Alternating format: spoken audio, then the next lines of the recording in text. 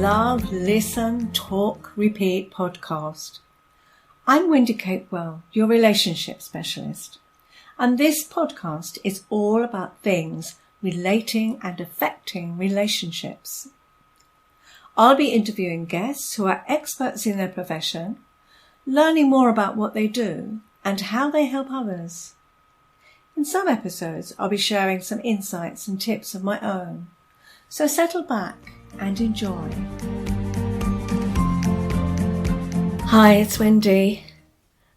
And today I want to talk about self-love and self-care. So what is self-love? It's about putting yourself first before others. People think that that's being selfish.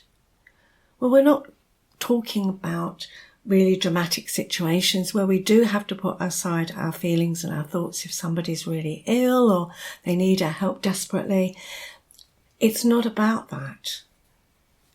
It's really about putting our emotional well-being first to make sure that we're okay to be there for others. We can't be there for others if we're not in a good place ourselves. I liken it quite often to when you're on a plane and you hear the safety instructions.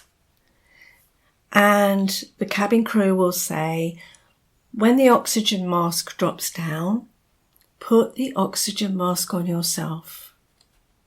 Now, why do you think that is? Your immediate instinct will be to help somebody else.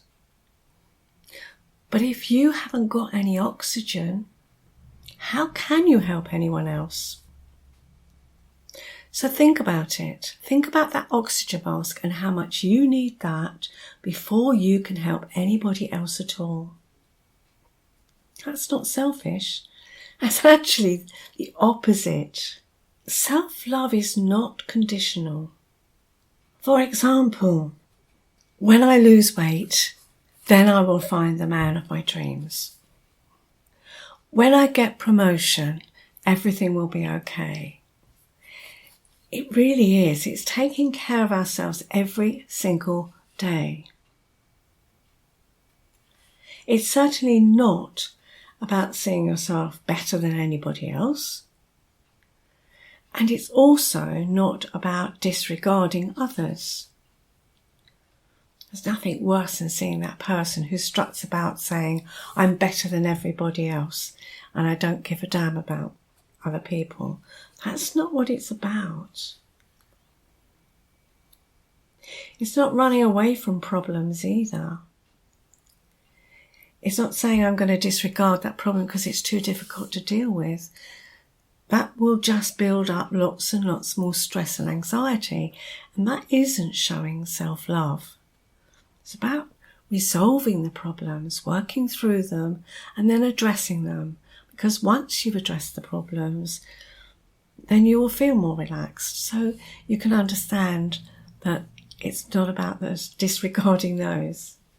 Self-love also is not about self-criticism. Put aside those 3 words that I hate in the English language. Should, must, and ought. They really are the critical parent inside our head. They're telling you, I should be doing this. I must do that. I ought to be doing that.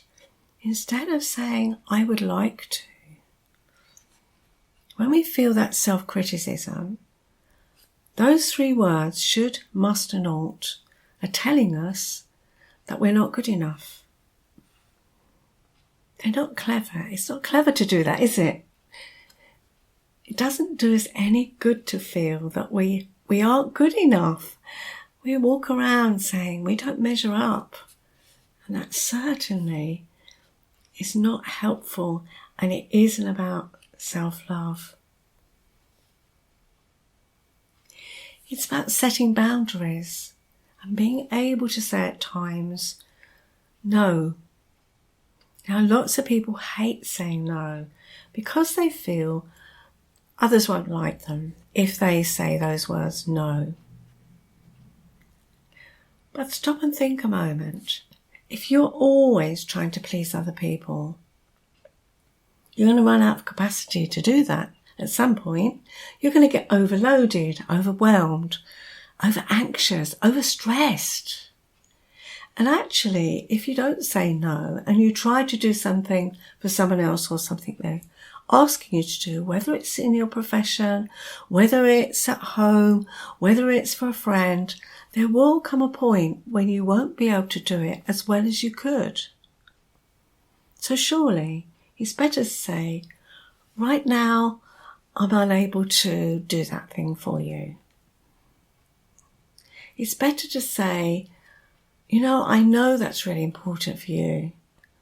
I appreciate that. But right this minute, I can't do that. Maybe it could be in a social situation. Unfortunately, I'm busy that day. Hey, but next month I've got some time. We could do that.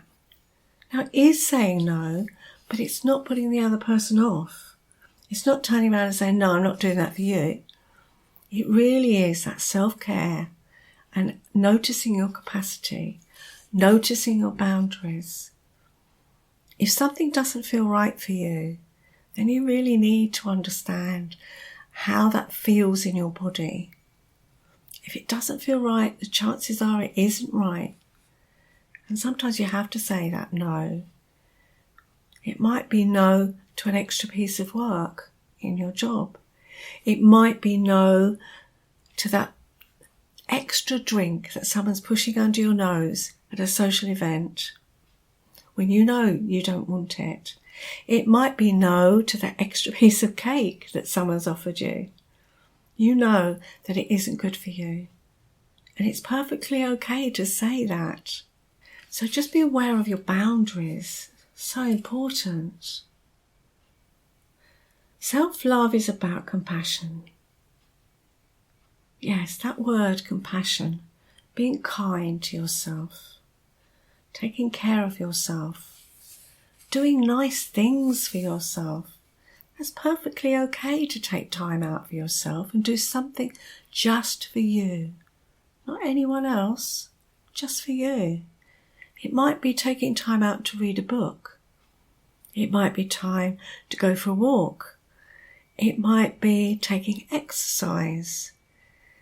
It could be a million different things that count for you, but it is about nurturing yourself and taking time out to feel that self-love. Self-love is also about acknowledging your strengths, your talents, instead of saying, I'm not good enough. Because that's really important, because that helps build our self-confidence as well. We can spend our whole lives saying, I'm really not good at that. I'll never get that job because I'll never be good at this. I'll never be able to succeed in that. But instead, look at the things that you are good at. Look at those things that make you feel good about yourself. Because that's a part of self-love too. So take some time out for you. Love yourself. Don't put yourself last. And don't be conditional about it. Not only will you feel better about yourself, but you're going to be healthier. And when you're healthier and you're leading a happier life, you can help others too. Whereas when you put others first and you don't take care of yourself, you're more likely to get sick, stressed, suffering anxiety, maybe depression, and maybe even physical symptoms and illnesses too. Heart disease, diabetes even. All kinds of illnesses are related to stress and anxiety and not taking care of ourselves. So start the road today, if you haven't already. You're worth it. I really hope you enjoyed the podcast today, and you can always listen to others by clicking on my website, www.yourrelationshipspecialist.co.uk, and finding the podcast on there. You can also learn much more about me and get in touch or sign up for my newsletter. So until next time, bye for now.